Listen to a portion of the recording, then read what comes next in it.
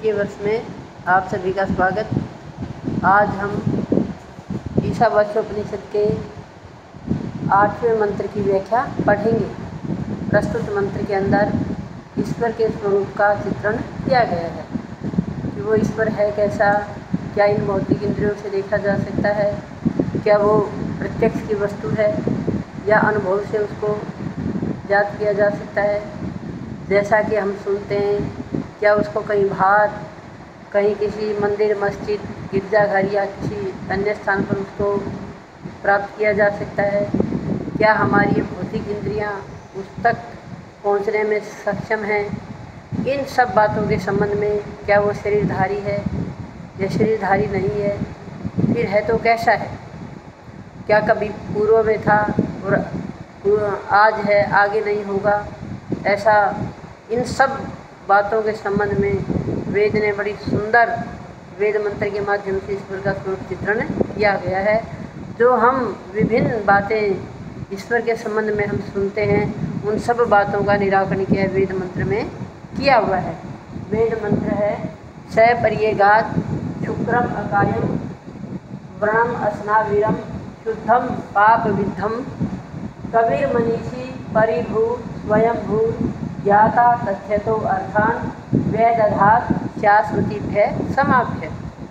ये जो मंत्र है ये ईशावास्योपनिषद के 8वां मंत्र है और मैं पहले भी बता चुकी कि काण्व संहिता का जो यजुर्वेद का 40वां अध्याय है उससे ईशावास्योपनिषद ली गई है। प्रस्तुत मंत्र में ईश्वर का वर्णन सपर्यगात परि, यहाँ पर यण संधि है। स मैंने वह कौन, वो परमात्मा, वो ईश्वर, वो सर्वज्ञ, वो सर्वशक्तिमान। परिएगात, परि मैंने चारों ओर, सर्वत्र, ऐसी कोई स्थान नहीं, ऐसी कोई जगह नहीं जहाँ पर एगात क्या वो पहुँचा हुआ ना हो, अर्थात वो ईश्वर सब जगह पहुँचा हुआ है, सर्वत्र पहले से ही क्या है, विद्यमान है। शुक्रम कैसा है वो, शुक्रम यहाँ स्तुत्व संधि हो गई, शय को क्षय हो रहा है। शुक्रम कैसा है वो, तेजस्वी है, तेज स्वरूप है। अकायम, वेद ने क्या कहा, काया कहते हैं शरीर को, अकायम अर्थात वो ईश्वर कैसा है, शरीर रहित है। और जबकि हम देखते हैं कि चारों तरफ ईश्वर के विभिन्न नामों की अनेक प्रतिमाएं स्थापित की हुई है, जबकि वेद स्वयं कहता है कि अकायम क्या वो ईश्वर का कोई शरीर नहीं है। अव्रणम, वर्ण कहते हैं फोड़े फुंसी घाव को, तो अव्रणम जिसके शरीर ही नहीं है तो अव्रणम, फिर फोड़े फुंसी घाव का तो होने की बात ही नहीं हो सकती, क्योंकि ये सारे विकार शरीर के धर्म हैं। और जब शरीर ही नहीं है तो क्या है, ये ऊपर के जो विकार हैं उनका होना दूर दूर तक भी संभव नहीं है। तो वो ईश्वर कैसा बताया, अकायम अर्थात शरीर रहित है। और जो शरीर रही है तो उसमें अव्रणम क्या फोड़े फुंसी घाव आदि भी नहीं हो सकते। आगे विशेषता बताई, अस्नावीरम, स्नावीर कहते हैं नस नाड़ी के बंधन को, और नस नाड़ी का बंधन भी कब होगा, जब ये शरीर होगा, भौतिक शरीर होगा तो नस नाड़ी का बंधन होगा, और भौतिक शरीर होगा तो क्या है, फोड़े फुंसी घाव आदि विकार पैदा होंगे। तो फिर कैसा बताया वेद ने, अस्नावीरम अर्थात वो नस नाड़ी के बंधन से भी क्या है, रहित है, क्योंकि शरीर नहीं है तो नस नाड़ी का बंधन भी नहीं हो सकता। फिर कैसा बताया आगे के विशेषण में, शुद्धम अर्थात वो अत्यधिक शुद्ध है, पवित्र है। अपाप विद्धम कैसा है, वो पापों से दूर है, पापों में बंधा हुआ नहीं है, क्योंकि भौतिक शरीर है तभी व्यक्ति गलतियां करता है, तभी वो पाप के कार्य करता है। और जब शरीर ही नहीं है तो क्या है, वो पाप पूर्ण कार्य भी नहीं करता है। आगे का कवि कैसा है, वो क्रांतदर्शी है, अर्थात तीनों कालों का दृष्टा है, भूत भविष्य वर्तमान सभी कालों की क्या है, वो जानने वाला है।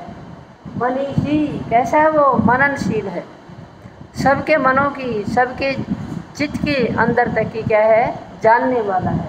परिभू, परि कहते हैं चारों ओर, भू कहते हैं अस्तित्व को, सत्ता को, अर्थात उस ईश्वर की सत्ता क्या है, चारों ओर विद्यमान है। स्वयं भू कितनी बड़ी विशेषता के ईश्वर की।